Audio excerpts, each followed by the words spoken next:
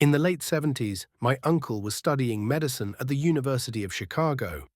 After a morning class, he decided that he would hitchhike back home to Lincoln Park on the north side instead of pay for a taxi. A man drove up in a Plymouth Satellite and offered my uncle a ride. The man looked normal and seemed friendly, light-hearted even, so my uncle got in the car and they started driving towards Lakeshore Drive. However, once they got there, the man drove south on Lakeshore instead of north, towards Lincoln Park. My uncle told the man he was going the wrong way and to turn around and head north. The man looked at my uncle, put his hand on his knee and said, "No, son, you are coming with me," and smiled darkly at him. My uncle froze in panic, and when they hit traffic near the South Shore, he quickly unlocked the passenger door and ran away without looking back. A year or two later, on a cold December day, my uncle was having coffee in a cafe with my future aunt when he caught something on the TV that made his blood run cold. He saw the man that had picked him up from school that day the year before. He had been arrested for the suspected rape and killing of over 20 young men and boys. The man on the television was John Wayne Gacy, and he had removed the door handle off the passenger side door to prevent the men he picked up from escaping.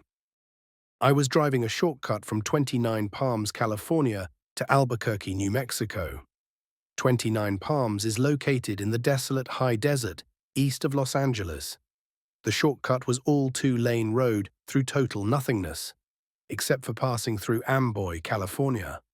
Amboy is a nearly abandoned town, nearly as far below sea level as Death Valley, with a dormant volcano and lava field on one side and a salt flat on the other. It was also, at the time, a hotspot for satanic group activity. So I was driving by myself in the afternoon. I stopped in Amboy and snapped a picture of the city sign just to prove I was there to friends who dared me to take that route to I-40. I got back in my car and proceeded to drive up into the mountain range between Amboy and I-40. Once I reached the top, I am driving north through a canyon with high grass on both sides of the road. Up ahead, I see some stuff in the middle of the road. As I approach, I slow down to see a red Pontiac Fiero stopped sideways across both lanes. A suitcase open with clothes scattered everywhere and two bodies laying face down in the road, a man and a woman. I stop 100 feet or so away and the hair on the back of my neck is standing up. Being a Marine, I reach under the seat and pull out a 9mm pistol and chamber a round. Something seemed very wrong. It looked too perfect, as if it were staged. An ambush? Was I being paranoid? Something was just wrong. Getting out of the car seemed unthinkable. It was the horror movie move. As I scanned the road, I saw a line I could drive, past the guy in the road on his left, swerve to the right side of the woman, behind the Fiero, and I'd be on the other side. I dropped it into first gear, punched it, and drove the line I planned. I passed the back of the Fiero without hitting it or either of the bodies in the road. I continued forward a couple hundred feet and slowed down so I could breathe and let my heart slow down. As I looked up into the rearview mirror, I saw that the two bodies had gotten up to their knees and 20 or so people emerged from the tall grass on either side of the road by the car and bodies. At that moment, my right foot smashed the gas pedal to the floor and did not let up until I had to slow down for the I-40 East on-ramp. I will never know what would have happened to me had I gotten out of the car to check on the bodies or stopped my car closer to them. Somehow, I do not think it would have been good. Sometimes real life can be scarier than a movie. I was in Taiwan one year when I was younger and had traveled to a busy night market. These are popular gatherings that usually operate in the evening. Nearby, I spotted a sign for a net cafe in a 5 to 6 story tall building. Thinking I'd fire off some quick emails, I walked in the dark, small entrance of the building. The building was older and hasn't been well maintained, but it's not out of the ordinary in Taiwan. The entrance just had a dark hallway that led to a small elevator. I pressed the elevator call button and entered. The elevator was uncharacteristically new compared to the building, but I didn't think much of it. Like some Chinese buildings, there wasn't a fourth floor. It's considered bad luck since 4 sounds like death, so it just read 1, 2, 3, 5, 6, which was usual. I looked for the floor the net cafe was at, 6th floor, and pressed the button. It lurched into action quietly and began the ascend. When it stopped, I figured it was my floor, so I instinctively began to step out. Right before stepping out, however, the sight outside the elevator stopped me. It was pitch dark, only lit by the light in the elevator. It looked like it hasn't been occupied for decades, with some random pieces of furniture covered with white cloth or similar. It was a small building, so each floor was single occupancy, so I could see pretty much the entire floor from the elevator. Thinking I must have gotten the wrong floor, I checked the light. That indicates which floor you're on. Strangely, there was nothing, none of the indicators were on, but the floor button to the net cafe was still lit, so I know I haven't gotten there yet. All this happened within a couple of seconds. That's when I noticed a figure moving in the distance of the floor. It was not very visible, but I could make out what looks like a person dressed in some kind of gown, moving slowly towards the elevator. I was thoroughly creeped out, so I started pressing the close door button. As soon as I pressed it, the elevator light flickered off. I am this close to pissing my pants, and it's actually kind of freaking me out thinking back to it. The lights flickered back on under a second and the door closed. The elevator jolted back to life. A few moments later it opened again to the net cafe. I am beyond relieved at this point. I walked out immediately and sat down at a computer.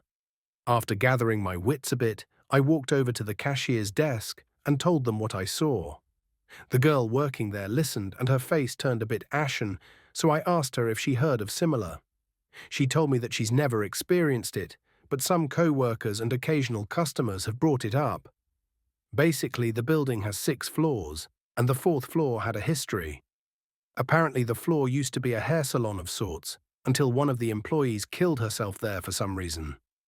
She slit her wrists over the hair wash station and died. The store continued operations despite stories of weird appearances.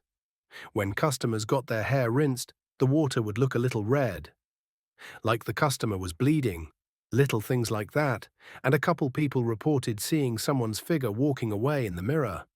Naturally, the business closed down a few months later. The building owner tried to re-rent the place out, but never had any luck. Most businesses are quite superstitious, and no one wanted to rent the 4th floor after someone had died in it, even at a very cheap price. Finally, after dropping the price to nearly nothing, a stationery supplies store wanted to rent. During the renovations of the floor, however, several accidents would happen.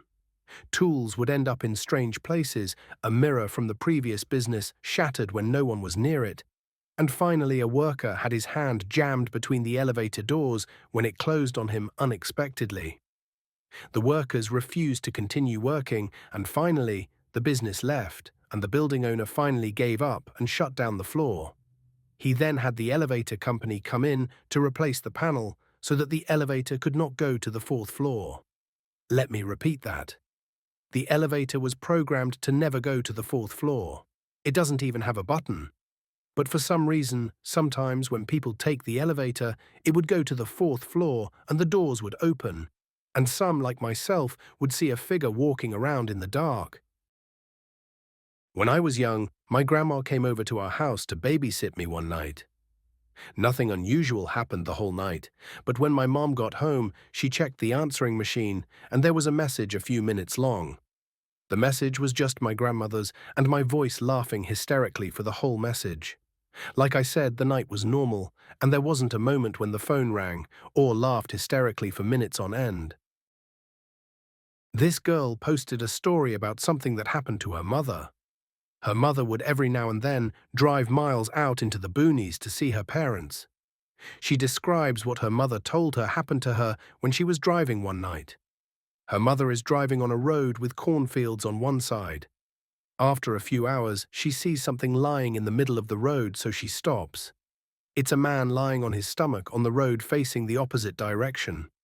A part of her wants to get out of the car to see if the man is okay, but her instinct begins to sound an alarm that something is not right and that she should stay in the car. She decides to drive around the man and proceed forward.